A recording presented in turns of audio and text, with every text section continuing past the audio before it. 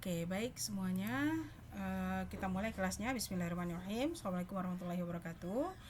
Kemarin kita mau membahas ke topik berikutnya dari kriteria investasi, yaitu risiko dan ketidakpastian proyek. Kita mulai dari analisis sensitivitas atau sensitivity analysis. Nah, sensitivity analysis ini itu adalah tingkat sensitivitas terhadap perhitungan evaluasi proyek yang sudah kita buat sebelumnya. Nah, ada beberapa perubahan yang kemungkinan akan terjadi karena proyek yang mau kita lakukan itu belum dilaksanakan secara fisiknya. Ini baru dalam perhitungan. Apa saja hal-hal perubahan atau yang akan mungkin terjadi di masa yang akan datang itu? Bisa saja yang pertama itu ada perubahan harga. Nah, terutama harga output. Nah, hal ini akan sangat terkait dengan perubahan harga pada ukuran proyek yang sangat besar ya. Kemudian ada umur ekonomis dan umur teknis dan juga harga yang berfluktuasi.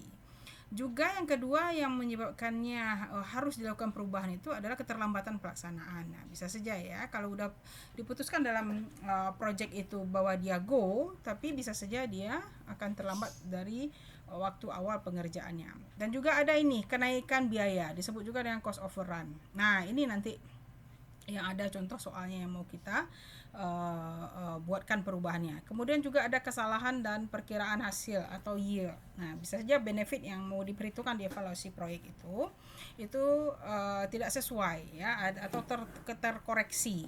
Nah, terkoreksi di situ harus kita buatkan perubahan-perubahan angkanya.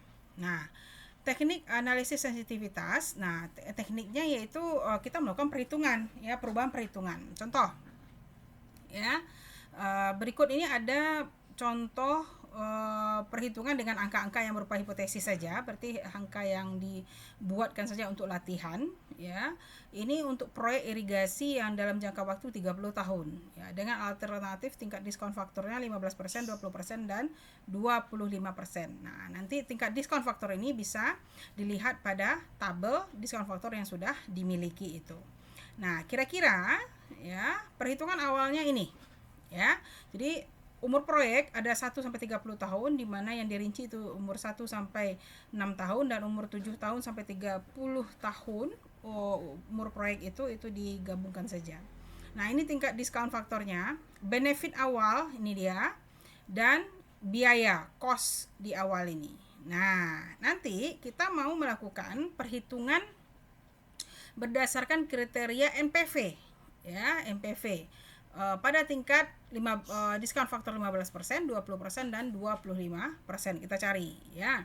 Nah, kemudian kita mau memasukkan perubahan yang terjadi. Contoh, terjadi kenaikan harga faktor-faktor produksi seperti semen, pasir, dan lainnya, atau mungkin hal yang lainnya yang berupa dari input yang mengalami peningkatan harganya, sehingga biaya itu meningkat sebesar 30% atau disebut dengan kenaikan cost overrun-nya 30%. Nah, apa yang terjadi dalam proyek ini? Pada tingkat diskon 15, 20 dan 25%. Apa keputusannya?